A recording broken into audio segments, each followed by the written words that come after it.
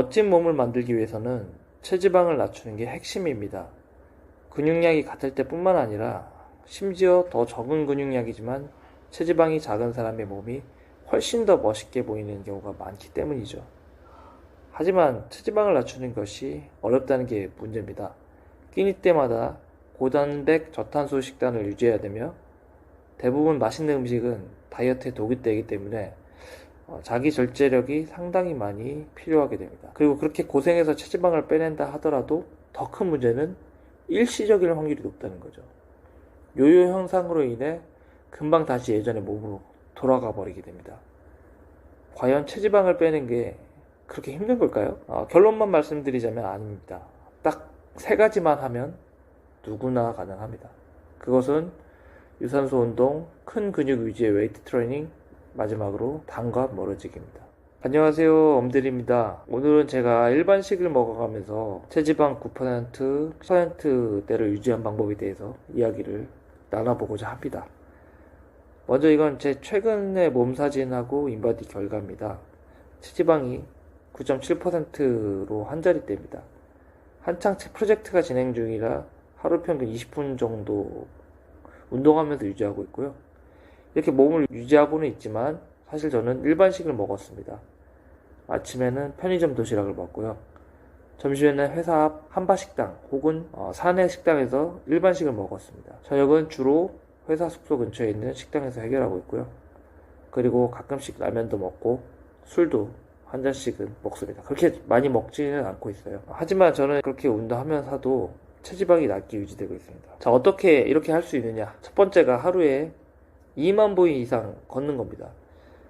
제가 하는 일의 특성상 현장에서 걸어 다니는 일이 많이 있습니다. 심하면 거의 하루 종일 서 있거나 걸으면서 하루 일과를 마치게 되는데 이 걷기가 체지방을 연소시키는데 아주 효과적입니다. 심지어 이 체지방 9.7%는 하루 평균 20분 정도 운동하면서 달성한 수치입니다. 단순히 웨이트 트레이닝만 하고 걸음걸이나 신체 활동이 적게 되면 체지방을 태우기가 어렵습니다. 저도 예전에 사무에 치중된 업무를 했을 때는 더 많은 시간을 헬스장에 보냈지만 이 체지방이 잘 안 빠지더라고요. 하지만 걷기를 충분히 했을 때는 체지방이 제거됩니다. 그렇다면 사무직은 어떻게 해야 되냐? 네, 맞습니다. 웨이트 외적으로 유산소 운동을 병행해 주시면 됩니다. 이때 유산소 운동은 40분 이상 충분히 많이 해줄 수 있도록 해주시면 되고요. 자, 두 번째는 3대 운동 위주의 고강도 웨이트 트레이닝입니다. 저는 운동 시간이 많이 없기 때문에 자연스럽게 효율을 추구하게 됩니다. 소근육보다는 대근육을, 그리고 저중량보다는 고중량에 치우쳐서 운동을 하고 있습니다. 그러다 보니까 금섬유가 많이 자극되고 전체적으로 근육량 증가에 도움이 많이 되고 있습니다. 근육이 많아지니까 자연스레 기초 대사량이 늘어나고 그러면 체지방을 태우는데 훨씬 더 많이 유리하게 됩니다. 자, 마지막은 당하고 멀어지라는 얘기예요. 특히 음료수에는 상당히 많은 양의 당분이 들어 있습니다. 아무리 다른 것들을 잘 한다 하더라도 당분을 먹게 되면 의미가 없다고 보시면 됩니다. 그렇다고 뭐 당을 제로를 먹으라는 게 아니라요. 음료수류를 피하시라는 거죠.